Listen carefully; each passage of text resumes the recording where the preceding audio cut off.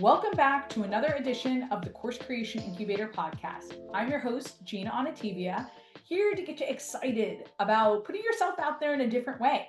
Maybe it's an online course, a workshop, a live cohort, group coaching, whatever it looks like. I'm here for you to encourage you, to inspire you to take action.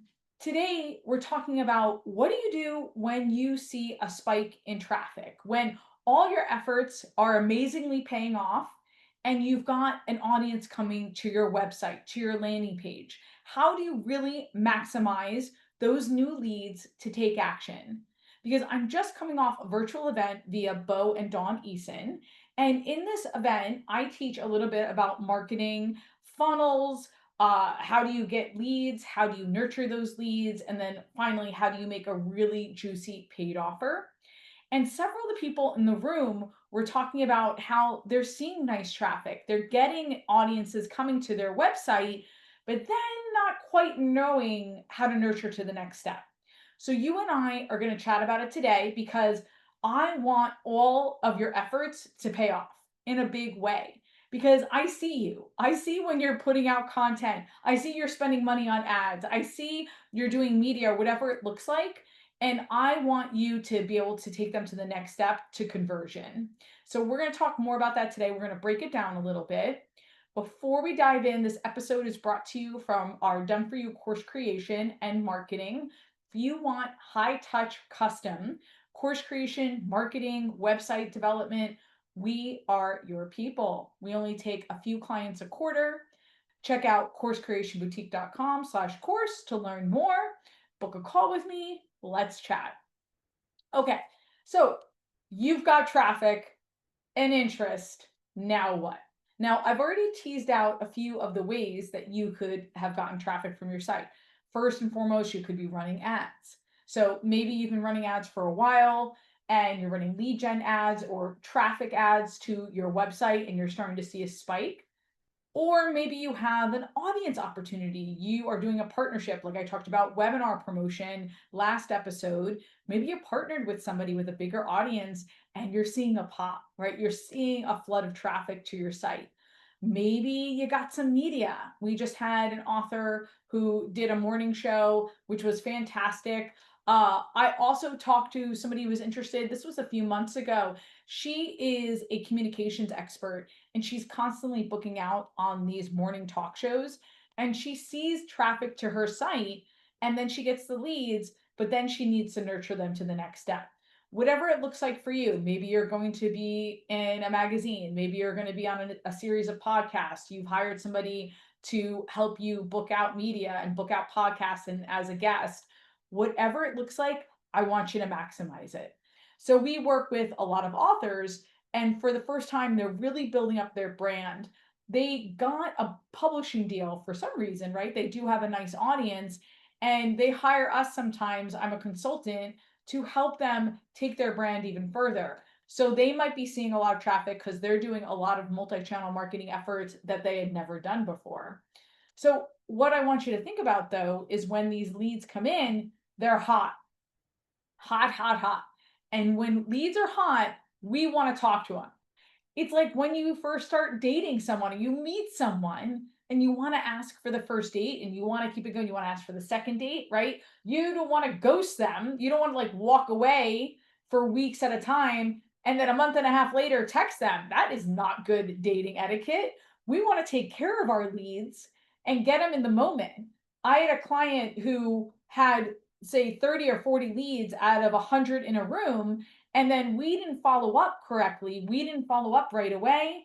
And say 5 of them only converted because we weren't Johnny on the spot. We didn't follow up in the right way. So we want to follow up. You've done the tough part of getting their attention. Now it's time to love on them and nurture them into the next step. So what does that mean? That means that we need to give them maybe a little bit of context. When I'm thinking about that woman, for example, who books out the morning shows, so you see her as this communications expert, maybe she's giving advice for couples, for example, but really her bread and butter of what she offers is one-on-one for individuals. So we need to educate people that that's what you do. Your coaching one-on-one is really a great place to start. You oftentimes will show up in public and talk about couples, but really your bread and butter is one-on-one or it's group coaching or whatever it is. We need to give people context, one, around who you are, remind people like, oh, they might have heard you on a podcast, but they're not quite sure. People are busy. I'm always rattling my brain like, oh my gosh, that person looks so familiar. That name sounds so familiar. How do I know them? Make it easy for people. Hey, you might have seen me on this show. You might have seen me on this podcast. I was talking about X. I love helping people with Y and telling them and giving them context. And I hit the nail on the head there too. How can you help them? That's the next thing. Because a lot of times people might love your approach or your coaching. Like I was doing this virtual talk and I was doing this virtual talk about funnels or the customer journey, but that's not all I do. And then people are interested, right? Like, okay, Gina, I kind of like your vibe. What do you have going for me? How can I hire you? Can you help me with this? And like people would email me like, hey, can you help me with this? I saw you and I liked your approach, but can you help me with X? You need to tell people how you can help them. Don't be shy. Like hit them up. Like people are looking for help. People are looking for trusted resources. And when you have an opportunity, like you're borrowing someone's audience, you're on media, that makes you a trusted resource. That gives you social proof. They're going to want to know the next step. Gosh, I feel like I'm really whipping through this, guys. But stay with me or slow me down on the podcast player or on YouTube. I want to talk about a 4-touch sequence that we can email people. We can also SMS, texting. Make sure you're checking the laws in your state. I heard there's some updates in terms of who can text and when.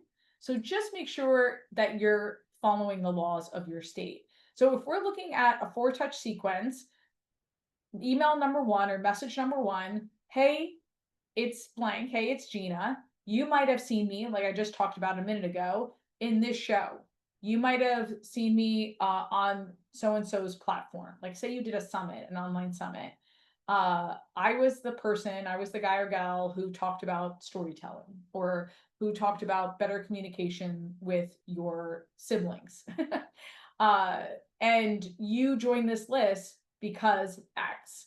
You downloaded my guide. You took my quiz. You did a video series. Because there's so little trust in this world too that sometimes if somebody doesn't remember you and they're like, who the heck is this? Did I sign up for your list? Am I a part of this community? I mean, I've done that several times and I don't sign up for that many lists, but still sometimes I'm caught off guard like, wait a second, did I sign up for this? And you want to make people feel like, yes, you're in the right place. This email in your inbox has hit home for you for good reason. Okay, next part of the first email, you're going to give a little bit of an ID frame, right? So, hey, it's Gina. My background is in this. Talk about Tony Robbins, talk about Amy Porterfield, things like that. Now, my mission is to help digital marketers go out there in a bigger way with a course or group coaching or a live cohort, whatever it looks like. This is what I'd love to help you with: customer journey, website development.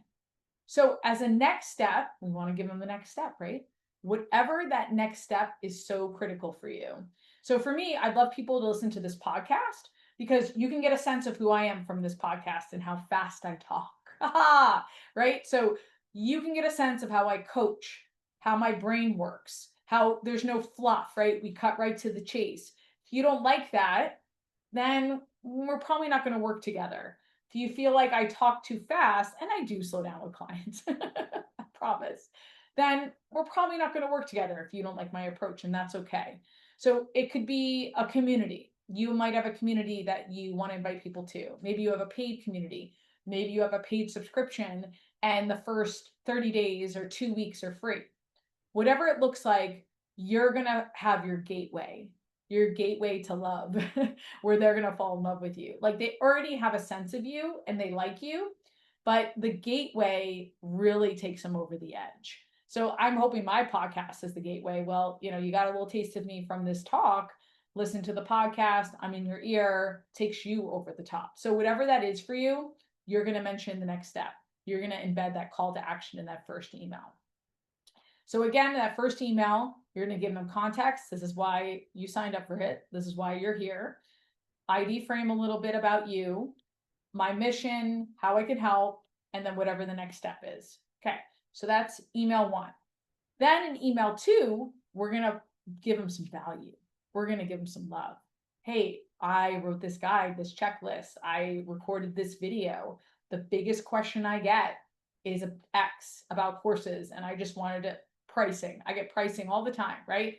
Or how do I know it's going to be a best-selling course? So that could be my next video or piece of content that I'm sending out in that second email. Whatever is your biggest question or biggest pain point that you're answering for, I'd love that to be email number 2. Email number 3 can be a case study, results in advance. People want to know, are you going to be the one to cure my pain? Are you going to be the one who's going to bring me my desire? Are you going to be the one?